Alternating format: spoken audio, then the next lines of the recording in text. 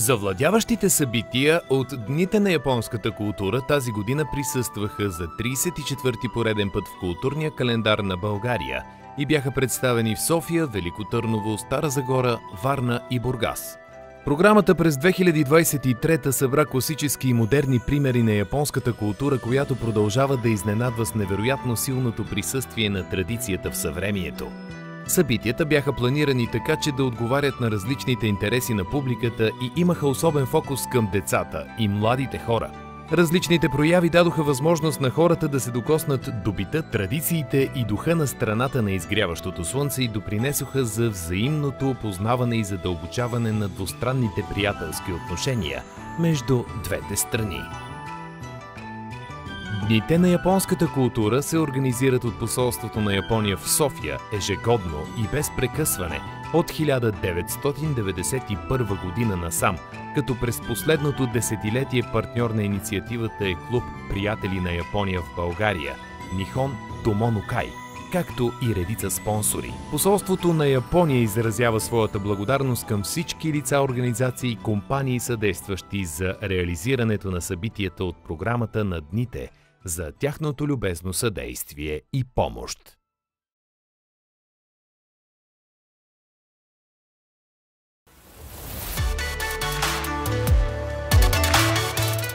Почитателите на традиционната и модерна японска култура, аниме и манга се събраха отново на 8 и 9 юли на фестивала Aniventure Comic Con след 3-годишно прекъсване. Това беше и първото събитие от Дните на японската култура през 2023 година. Aniventure Comic Con не изневери на стила си и показа оригинална програма и много забавление за многобройните почитатели на манга, аниме, гейминг, косплей и много други. Проведоха се различни интересни панели, демонстрации, прожекции и лекции.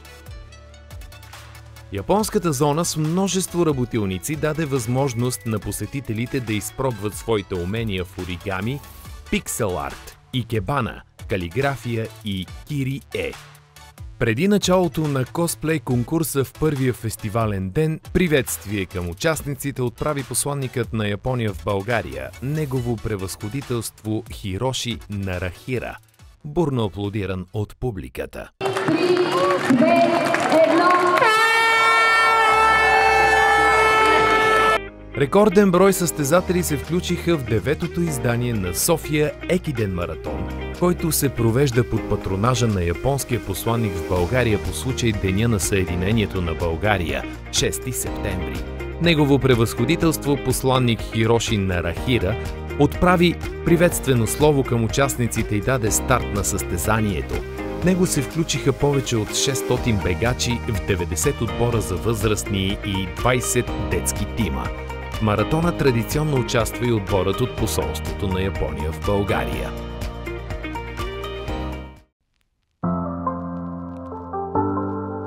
Тридесет и четвъртото издание на Дните на японската култура в България продължи с кулинарна демонстрация в столичното 105-то училище Атанас Далчев, където учениците видяха как в Япония се приготвя типичен обяд в кутия обенто.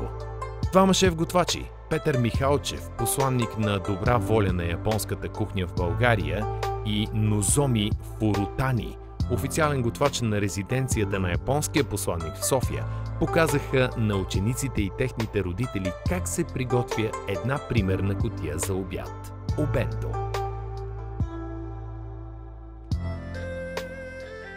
Тя включваше традиционните за Япония компоненти – варено рис, пържено пиле, карааге, японски омлет, тамагояки, супа мисо, зеленчуци и плодове.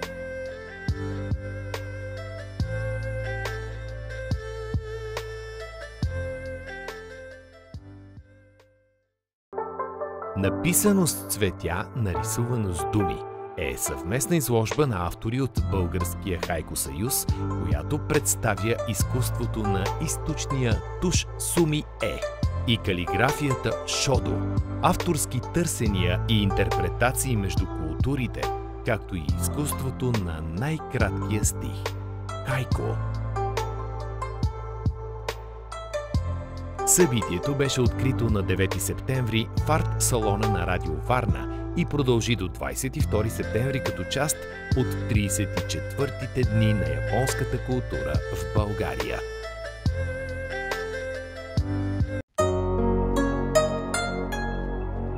Изложбата "Есенно равноденствие" на школата Miracle Ikebana, част от програмата на 34-те дни на японската култура в България, беше открита на 14 септември в Регионалния център за съвременни изкуства Топлоцентрала в София. Събитието показа концептуална аранжировка на икебана под съпровода на японска музика, едно истинско релаксиращо преживяване и наслада за очите, характерни за школата Сугецо.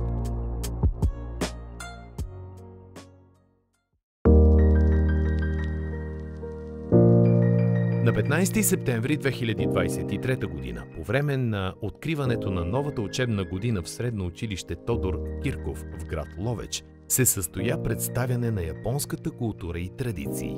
Бяха демонстрирани различни традиционни японски игри и забавления, сред които кендама, фуку уараи, картиен театър камишибаи, оригами и други. В двора на училището, в знак на приятелство с Япония, бяха засадени японски вишни сакура.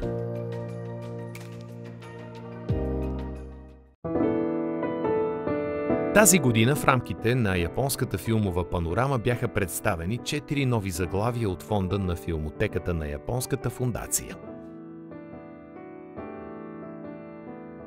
Това бяха филмите "Един смел татко онлайн" на режисьора Теруо Ногучи, "Трудно е за отако да се влюби" от Юичи Фукуда, "5 см в секунда" на режисьора Макото Шинкай и "Обетованата земя отвъд облаците" на Макото Шинкай. Прожекции имаше в Бургас, София, Русе и Велико Търново.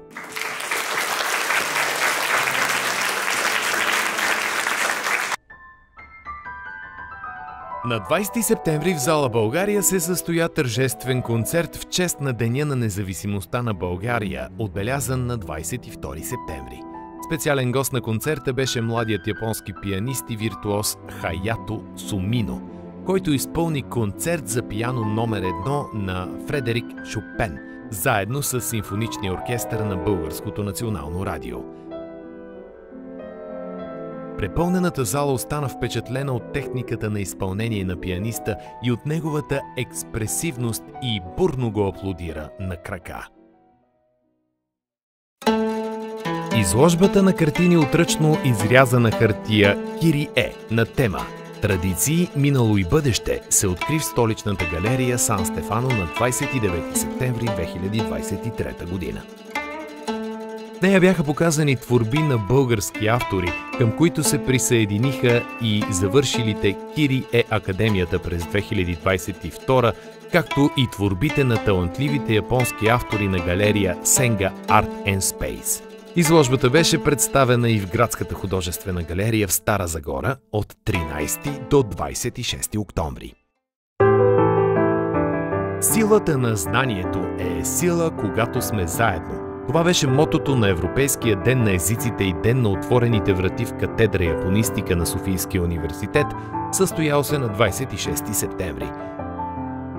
Програмата е организирана в чест и на 135-годишния юбилей от основаването на Софийския университет и имаше за цел да представи дейността на катедрата пред широката публика и включваше поздравления, презентации и беседи.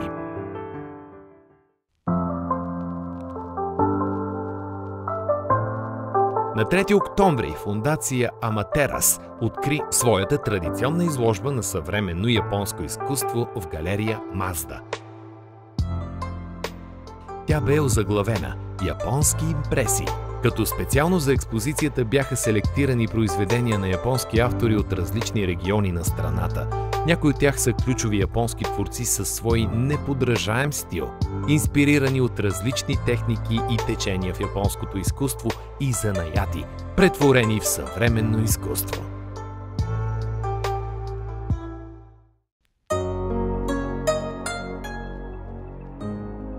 С демонстрация на чай в стил Хакоби Усуча и лекция за връзката му с бойните изкуства започна събитието ДО – Пътят в японските изкуства. Провело се в хотел Маринела, София, от 7 до 14 октомври. Програмата включваше демонстрация на бойното изкуство Хатори Чинто Рю, както и лекция за него. Още лекции за пътят на чая Чадо, както и японски калиграфии и икебана композиции в стил Сугецу зарадваха почитателите на традиционната японска култура през останалите дни. От 13 до 17 октомври в галерийното пространство в Ларгото Сдружение за икебана Кагецо и Българският хайко съюз представиха своя съвместна изложба на хайко и композиции икебана, вдъхновени от темата за старите къщи. В двата поредни дни любознателната публика имаше възможност да се включи в уоркшопи по икебана, калиграфия и суми-е.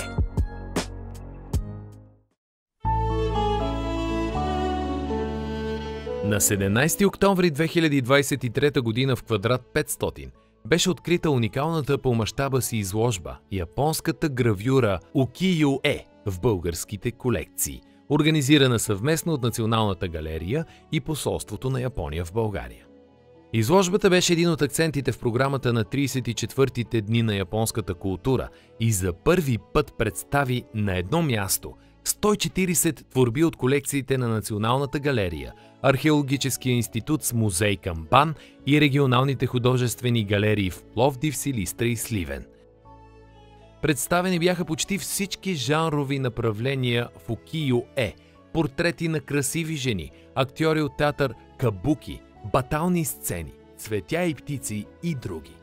Като особен фокус беше поставен върху една от най-популярните серии от японските гравюри – 53 спирки по пътя Токайдо на Отагава Андо Хирошиге.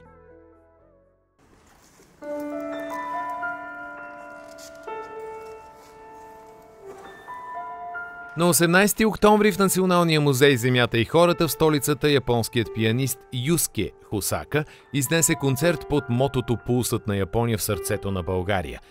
Концертът му в София беше първият от турнето му с японска камерна музика, което се проведе в още 3 града – Бургас, Стара Загора и Велико Търново.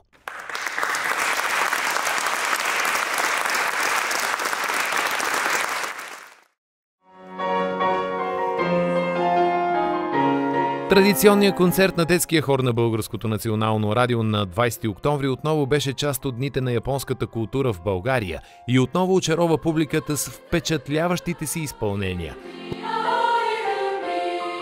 Концертът беше посветен на двустранните приятелски отношения между Япония и България, започнали преди близо 60 години от основателя на хора академик Христо Недялков и президентът на Токайският университет професор доктор Шигейоши Мацумае.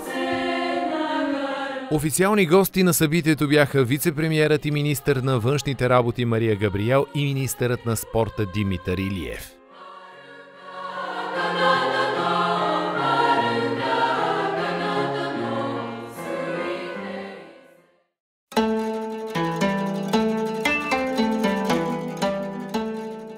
На 9-то издание на кинолитературния фестивал Синелибри бе представен японския филм "Човек" на режисьора Кей Ишикава, получил през 2023 година 8 награди на Японската академия за най-добър филм, режисура, сценарий, най-добър актьор в главна роля, най-добър актьор в поддържаща, най-добра актриса, звук и монтаж.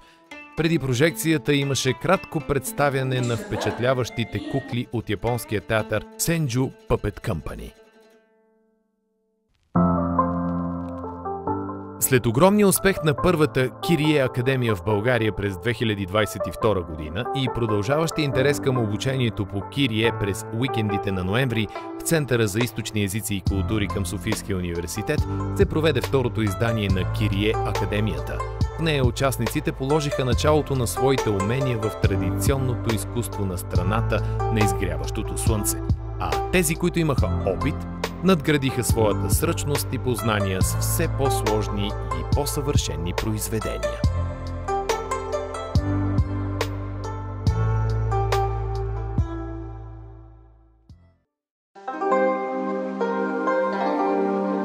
На 21 октомври в художествената галерия Борис Денев в Велико Търново беше открита изложбата на японски гравюри Юкио-е от колекцията на Националната галерия.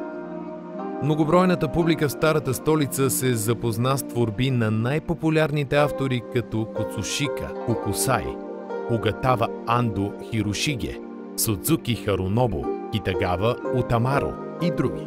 Акцент от най-известната серия, посветена на Фуджи, планината с голямо културно и религиозно значение за японците, е под вълната от Канагава.